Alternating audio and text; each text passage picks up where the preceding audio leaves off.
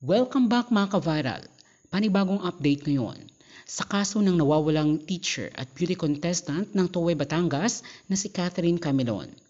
Mga pahiwatig sa mga huling post at shared post ng beauty contestant at teacher ng Tuway Batangas na si Catherine Camilon ay meron di umano itong tinutumbok hinggil sa problema na kanyang dinadala bago ito nawala noong gabi ng October 12.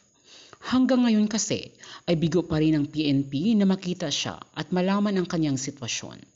Ang boyfriend nito na primary suspect na nasa restrictive custody na ng PNP ay bigo pa din ang PNP na makakuha ng impormasyon sa nangyari sa teacher dahil nananatiling tikom pa rin ito.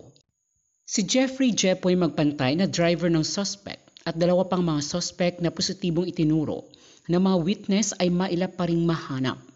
Ikinadidismaya naman ang pamilya ni Catherine ang hindi pagbigay ng aksyon ng mga nangangasiwa sa suspect na pagbawalan itong gumamit ng cellphone dahil patuloy pa rin itong nakakagamit ng kanyang telepono sa kampo. Samantala, bago pa mawala si Catherine ay parang may nais na itong ipahiwatig hinggil sa kanyang sitwasyon.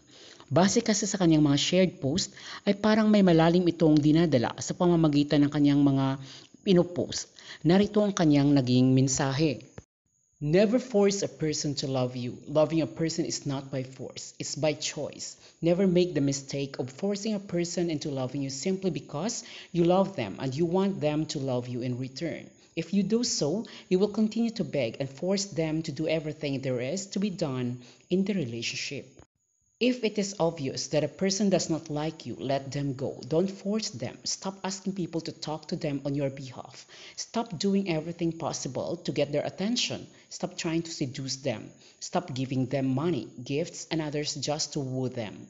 It makes you look desperate, and as such, you may not succeed in your quest to get them fall in love with you.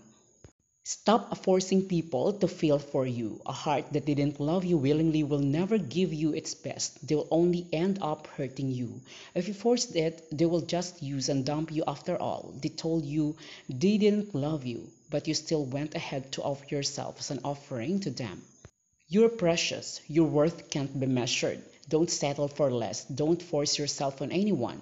Anyone that should love you willingly without you having to manipulate your ways into their lives. If they can't treat you like a king or queen, please let someone else do it. Place value on yourself, only then would people place value on you, to your continuous growth and wellness. At yan nga ang naging makahulugang mensahe ni Catherine na parang ang itinutukoy ay ang relasyon nito sa kanyang boyfriend. Matatandaang nagkaroon di umano ng alitan si Catherine sa suspect na police major na umamin na may relasyon sila ni Catherine. At ayon sa balita ay nais na di umano makipaghiwalay ng babae sa suspect dahil sinasaktan na di umano ito at nagsumbong pa di umano ang teacher sa legal wife ni police major hinggil sa pambababae ng nasabing pulis. At yan po muna mga kaibigan ng ating panibagong update ngayon sa kaso ng beauty contestant at teacher na si Catherine Camilon na magpasa hanggang ngayon ay hindi pa rin makikita. Maraming salamat po sa panonood. Abangan lamang guys ang susunod nating mga updates dito lamang sa aking YouTube channel.